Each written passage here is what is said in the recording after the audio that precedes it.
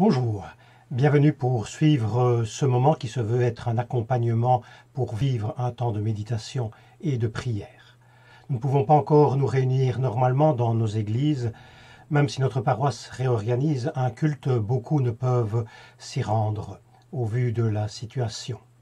Nous ne savons pas encore quand la situation du reste redeviendra meilleure, que cela ne nous empêche pas de mettre à part dans notre vie des moments de recueillement, des moments de spiritualité. Nous voulons commencer en affirmant notre foi. Nous croyons, malgré les circonstances, que Dieu est présent à nos côtés, qu'il entend notre prière. C'est pourquoi nous disons avec le psalmiste « Ô Dieu, j'élève mon âme à toi, mon Dieu, je mets en toi ma confiance. »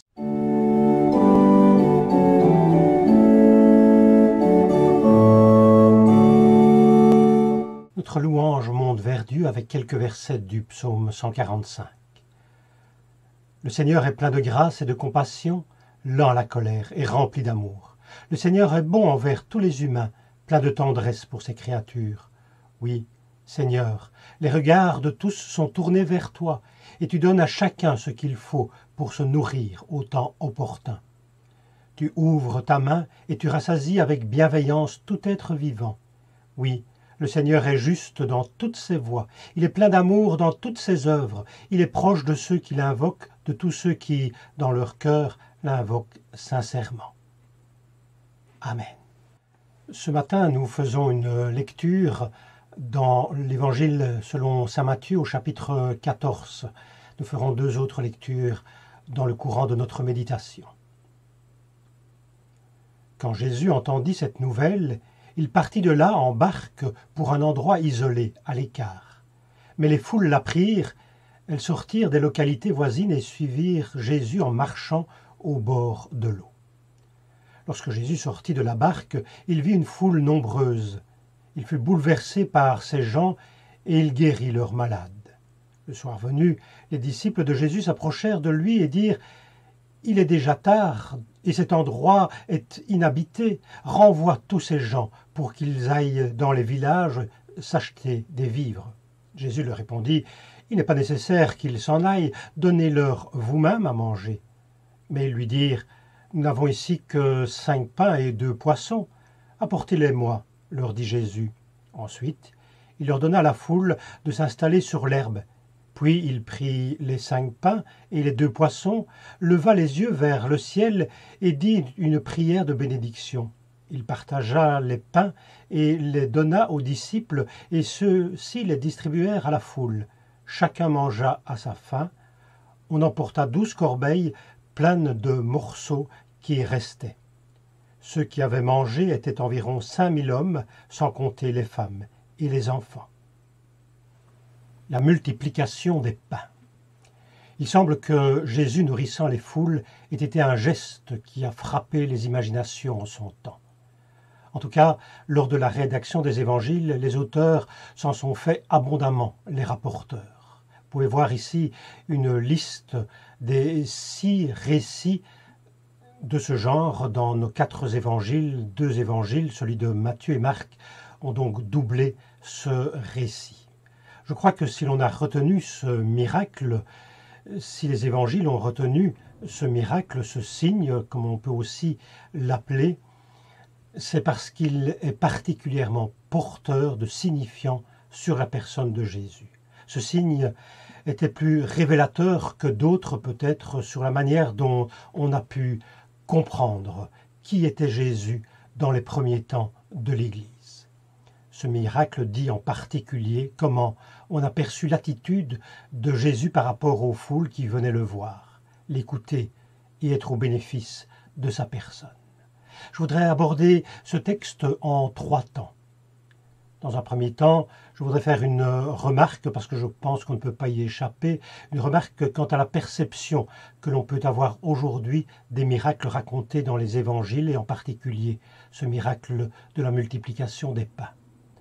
Dans un deuxième temps, je voudrais faire des références à l'Ancien Testament qui éclairent cette histoire racontée.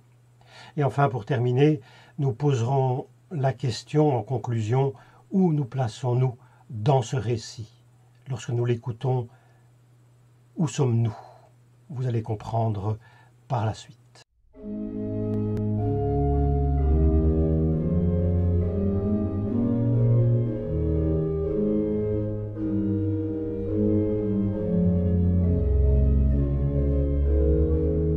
Premier temps de notre réflexion, une remarque quant à la perception que l'on peut avoir aujourd'hui des miracles racontés dans les évangiles et en particulier ceux de la multiplication des pains.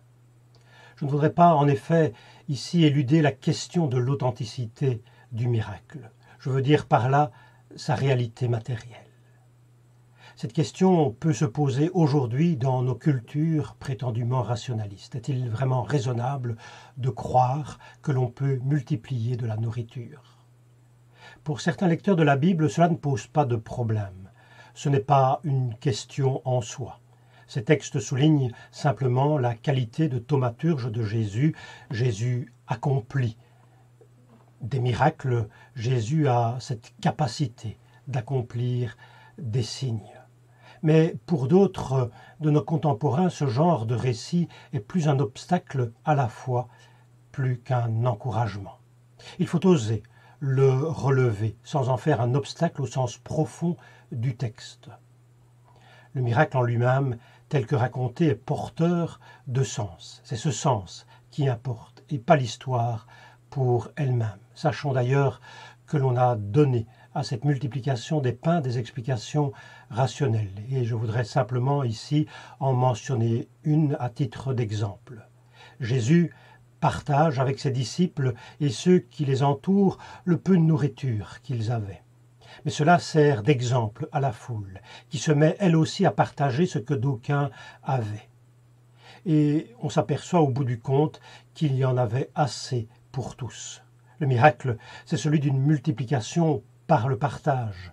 Et il est vrai que si l'humanité se partageait son trop-plein, ses accumulations de richesses, il y en aurait certainement bien assez pour tout le monde. Mais ne serait-ce pas miraculeux que l'homme en vienne à partager? Chacun aura sa propre lecture et son opinion quant à la réalité matérielle du miracle. Pour moi, l'essentiel, encore une fois, n'étant pas là, mais porte d'abord sur ce que ce texte nous dit de Jésus. Et à ce propos, ces histoires de multiplication de pain sont très riches. Alors, ne nous bloquons pas sur l'esthétique, mais cherchons le signifiant, recherchons ce que ce texte nous dit sur Jésus et sur nous-mêmes. Dans une deuxième étape de notre réflexion, nous voulons rapprocher ce récit évangélique de multiplication des pains avec des textes de l'Ancien Testament. Les Écritures, comme on peut les appeler également. N'oublions pas qu'au temps de Jésus et de la rédaction des Évangiles, ces textes des Écritures étaient lus et connus par beaucoup. On devait alors très probablement faire des rapprochements. Et pour ne pas être trop long ici, je voudrais simplement rapprocher le texte que nous avons lu de deux textes de l'Ancien Testament, mais on aurait pu choisir d'autres textes et de faire bien d'autres rapprochements. Lisons tout d'abord un récit de miracle, de ce même miracle de multiplication de nourriture, de multiplication de pain. Parce que Jésus n'est pas le premier à faire ce miracle. Un autre personnage, assez mystérieux d'ailleurs, dont parle l'Ancien Testament, l'a déjà fait bien avant lui. Lisons ce récit en 2 Rois, au chapitre 4, un récit qui nous parle d'Élisée. Élisée, le disciple d'Élie. Et le contexte, c'est celui d'une famine qui sévit dans le pays. Un homme arriva de Baal Shalisha, il apportait du pain de la première moisson à l'homme de Dieu, 20 pains d'orge et du blé nouveau dans son sac. Élisée dit « Donne-le à ces gens et qu'ils mangent. » Son auxiliaire répondit « Comment pourrais-je en donner à 100 personnes ?» Mais Élisée dit « Donne à ces gens et qu'ils mangent, car ainsi parle le Seigneur, on mangera et on aura de reste. » Il mit alors les pains devant eux, ils mangèrent, et ils en eurent de reste, selon la parole du Seigneur. Ainsi, simplement en rapprochant les textes, Jésus apparaît un peu comme un Élysée, plus puissant encore. Élysée a nourri 100 personnes, Jésus 5000. Dans ce texte, la place du récit dans l'évangile de Matthieu est hautement significative. Le fait que Matthieu a placé un récit de multiplication des pains ici, juste après la mort de Jean-Baptiste, est porteur de sens. Juste avant notre texte, c'est le début du chapitre 14, la mort de Jean-Baptiste est racontée. Nous savons que celui-ci était reconnu de son vivant comme un prophète. Il semble avoir eu du reste une certaine notoriété. C'est en tout cas de cette façon-là que les évangiles parlent de lui. Parmi les prophètes, Élie est un prototype par excellence. La foule attend même son retour. Élie a eu un disciple, Élisée, qui, d'après les Écritures, a fait de plus grandes choses d'ailleurs que son maître. Jésus apparaît alors comme un nouvel Élisée, mais plus grand encore. Jésus suit Jean-Baptiste comme Élisée avait suivi Élie. On sait les interrogations de la première heure sur Jésus. Était-il prophète? Et si oui, de quel style? Ce genre de texte vient attester la foi des rédacteurs de l'Évangile. Oui, avec Jésus, il se passe quelque chose comme ce qui était raconté dans le temps jadis des interventions de Dieu, quelque chose d'aussi important et spectaculaire que dans le temps jadis. Poursuivons en rapprochant un autre texte de l'Ancien Testament, celui d'Ésaïe 55, dont nous lisons les 3 premiers versets. Ô vous tous qui êtes assoiffés, venez vers les eaux. Même celui qui n'a pas d'argent, venez demander du pain et mangez, venez buvez sans argent, sans paiement, du vin et du lait. À quoi bon dépenser votre argent pour ce qui nourrit pas, votre labeur pour ce qui ne rassasie pas? Écoutez donc, écoutez-moi, et mangez ce qui est bon. Que vous trouviez votre jouissance dans des mets savoureux, tendez l'oreille, venez vers moi, écoutez et vous vivrez. Je conclurai pour vous une alliance perpétuelle, oui, je maintiendrai les bienfaits de David. À l'origine, ces versets d'Ésaïe disent une alliance perpétuelle entre Dieu et son peuple. Nous pouvons l'entendre comme une alliance entre le divin et l'humain. Dieu nourrit, soigne, et surtout, Dieu est généreux.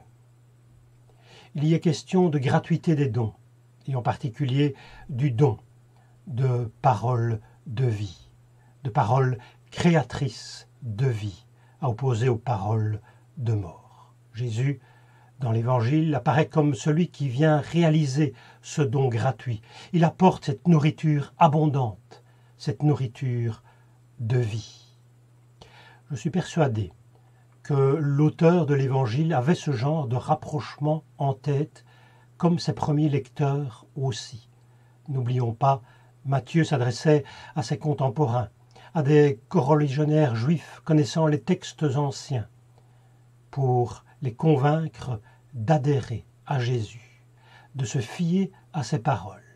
Il leur dit, en lui, en Jésus, cette alliance est actualisée, remise en avant, redevient une évidence. Peut-être l'avait-on oublié devant les circonstances particulières de l'époque, la domination romane, mais avec l'événement Jésus, cette alliance est vraie et vécue par celui qui en devient le dépositaire en devenant disciple. Je pense que c'est ce type de message que l'auteur veut faire passer au travers de ses écrits. Troisième temps de notre réflexion, quand je lis le texte, où est-ce que je me situe? En étant lecteur d'histoire, avec qui est-ce que je m'identifie? C'est ce que nous faisons souvent en lisant une histoire, nous nous identifions à l'un ou l'autre personnage ou à plusieurs. Nous pouvons nous identifier, par exemple, à quelqu'un de la foule. Nous avons entendu parler de Jésus. La foule de l'époque comme toutes les foules de toutes les époques, probablement d'ailleurs, est avide de faits extraordinaires, d'une intervention miraculeuse, pourquoi pas d'une parole particulièrement percutante d'un homme hors du commun. Face à cette foule, dont je fais partie, Jésus commet un geste parlant, signifiant, qui l'identifie. Je connais les histoires des Écritures. Il est cet homme de Dieu, comme disait l'Ancien Testament à propos d'Élisée, ce porteur de divin dans le monde. La question est alors, la foule le reconnaîtra-t-elle? Est-ce que je reconnais en Jésus un porteur d'une parole, le pain est le symbole de la parole? Est-ce que je reconnaîtrai en Jésus un porteur d'une parole autre, d'une parole différente qui peut transformer le monde? Est-ce que je reconnais en lui un porteur d'une parole pertinente qui peut mener le monde vers le meilleur?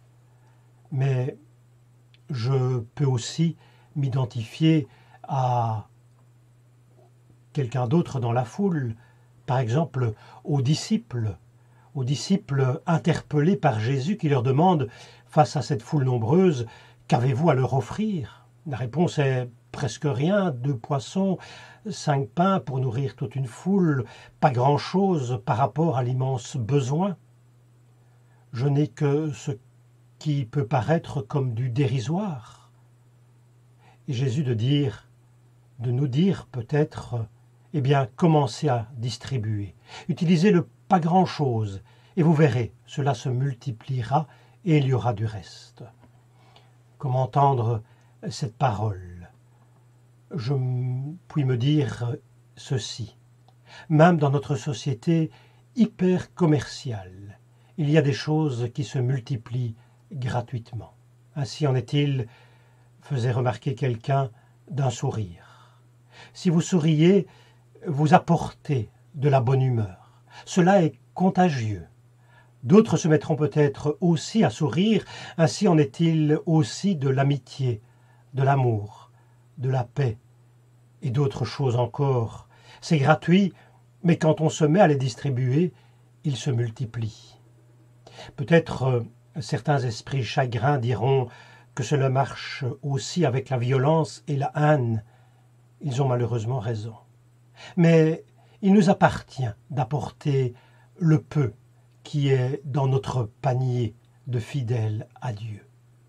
Et ce qui se trouve de fondamental est l'amour fraternel. En partageant le peu que l'on a, nous serons témoins du divin. Amen.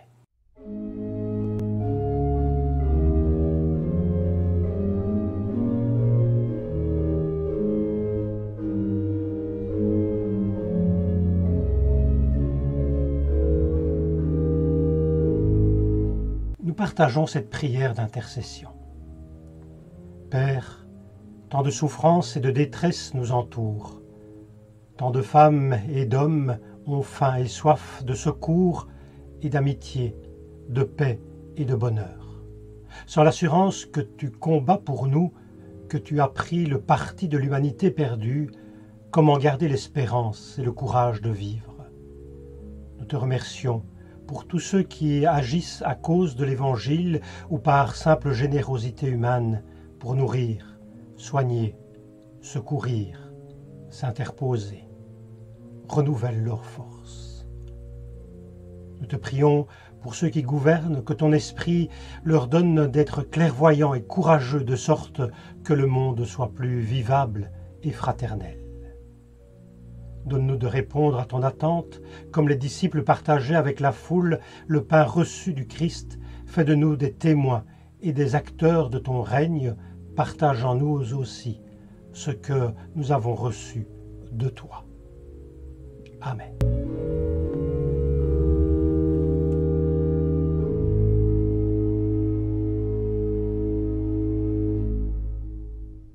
Dieu nous bénit et nous garde. Dieu tourne sa face vers nous et nous accorde sa grâce. Dieu porte sur nous son regard et nous donne la paix. Amen.